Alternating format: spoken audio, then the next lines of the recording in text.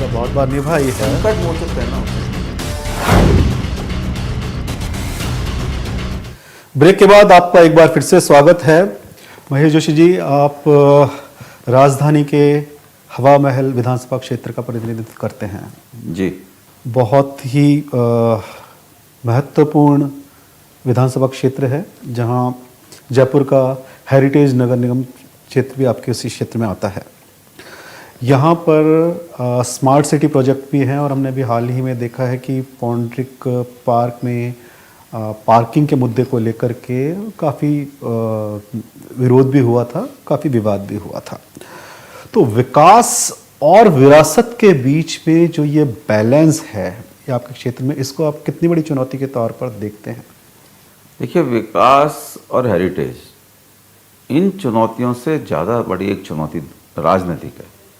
परंपरागत रूप से जो पुराना शहर जिसको हम कह लें, ब्रह्मपुरी ले लें, पुरानी बस्ती ले लें, ये इलाके भारतीय जनता पार्टी के प्रभाव वाले क्षेत्र रहे हैं। भारतीय जनता पार्टी के तरफ से कभी भी हेरिटेज को संरक्षित रखने का कोई बड़ा काम नहीं किया गया। आपने पौंड्रिक पार्क का जिक्र किया। ये चुनौती है नहीं कि हम वहाँ कोई विरासत को बिगाड़ रहे हों। चुनौती सिर्फ राजनीतिक अहम की है कि जो काम भारतीय जनता पार्टी के नेता नहीं कर पाए, उनको कांग्रेस का एमएलए कैसे भारतीय जनता पार्टी के गढ़ में कर दे। आप बताइए, अंडरग्राउंड पार्किंग बन रही है, उससे पार्क का ऊपर का स्वरूप कैसे खराब होगा? अंडरग्राउंड पार्किंग बनाने का विरोध, एक टूटा फूटा जीर्ण शीर्ण अवस्था में सामुदायिक केंद्र की भवन की बिल्डिंग थी, हम उसको ठंडा करके नया बना रहे, तो पूरा हेरिटेज लुक उसको दे रहे थे। उसमें कहाँ हेरिटेज का नुकसान हो रहा है? बल्कि हमने तो ये कहा कि भाई हम इस पूरे पार्क को और संरक्षित भी करेंगे, इसको सुंदर भी बनाएंगे, इसमें और सुविधाओं का भी विस्तार करेंगे। वहाँ लंबे समय से लकड़ियों का डंपिंग यार्ड बना हुआ था। जिस जगह हम पार्किंग बना रहे हैं उस जगह पे भी कोई बीवीजी कंपनी वाले और जो सफाई कंपनी वाले ये डंपिंग यार्ड के रूप में उसको काम में ले रहे थे। हमने उसको साफ करा के और उसके नीचे हम पार्किंग बनाने की बात कर रहे थे। कहाँ से हेरिटेज और विकास के बीच की चुनौती आ गई? कोई चुनौती नहीं। चुनौती ये थी राजनीतिक कि कैसे भारतीय जनता पार्टी के प्रभाव वाले क्षेत्रों में कांग्रेस का एमएलए काम करा दे। चुनौती ये है। हम फिर भी संघर्ष करते हैं, चूंकि मामला माननीय अदालत में विचाराधीन है। जो माननीय अदालत का फैसला होगा हम उसके अनुरूप काम करेंगे।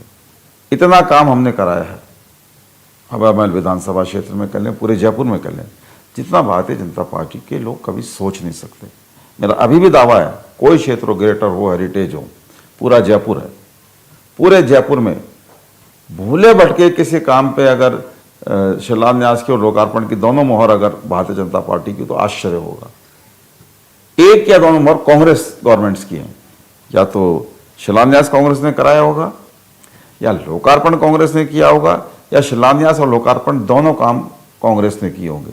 भारतीय जनता पार्टी के नेताओं की ऐसी छाप भूले भटके किसी काम पे मिले तो मिले। अगर उन्होंने शिलान्यास कराया होगा तो उसको पूरा नहीं कर पाए होंगे, और शिलान्यास कांग्रेस ने कराया होगा, पूरा उनके समय में हो गया होगा। या जैसा मेट्रो की बात करें, मेट्रो के ट्रायल में टाइम लग रहा था। हम पिछली जो हमारी गवर्नमेंट थी उस टाइम पे कुछ सुझाव ये भी थे कि इसका ट्रायल शुरू होता रहेगा, आप इसका लोकार्पण कर दो। मुख्यमंत्री जी ने कहा नहीं, सेफ्टी मेजर्स के साथ में कोई समझौता बर्दाश्त नहीं करूंगा। इस कार्यकाल में इसका लोकार्पण हो चाहे अगले कार्यकाल में, और कोई करे, जनता की सेफ्टी की सुरक्षा के साथ में कोई समझौता नहीं होगा।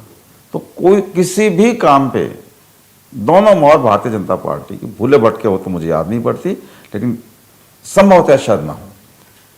विकास, विरासत और राजनीति, आपने कहा सो राजनीति का भी एक पुट है विकास और विरासत के जो काम है उनके बीच में।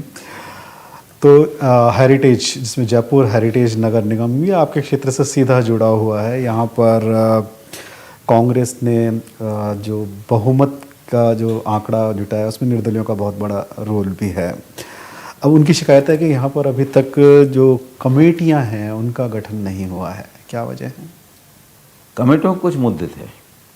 ग्रेटर ने कमेटियां पहले बनाई, उन कमेटियों के बारे में विवाद भी आया। फिर माननीय अदालत का फैसला है जिसको माना गया। हम उस टाइम पे इंतजार कर रहे थे माननीय अदालत का फैसला आवे, कितनी कमेटियां अदालत परमिट करती है। तो हम उस अदालत के फैसले का इंतजार कर रहे थे। वो फैसला आया है, अब प्रक्रिया विचाराधीन है। हम कितनी कमेटियां बना सकते हैं, क्योंकि जो विकास के और काम के चैलेंजेस जो ग्रेटर में नहीं है, उससे ज़्यादा चैलेंजेस हेरिटेज में हैं।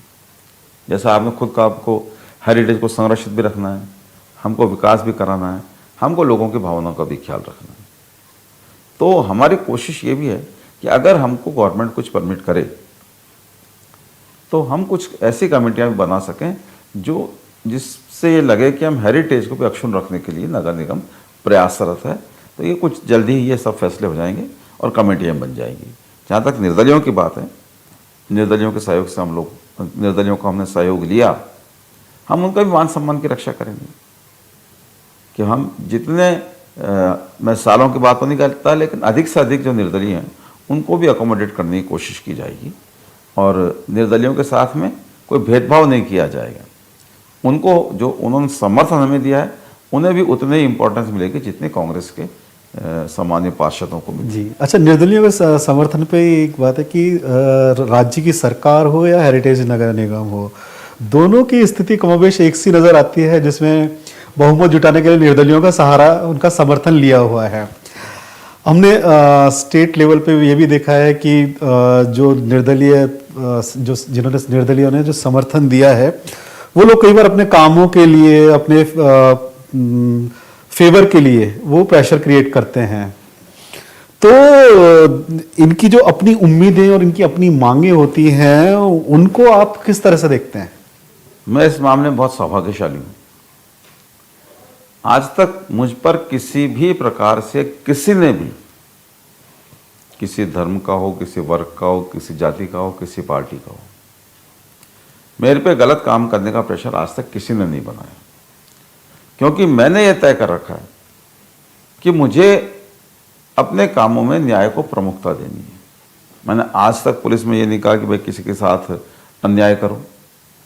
98 से 2003 सरकार में डिप्टी चीफ व्हिप रहा, उसके बाद 2008 से और 2013 की सरकार रही, मैं जयपुर से एमपी रहा, और ये तीसरी सरकार है, अब मैं इसमें चीफ व्हिप हूँ।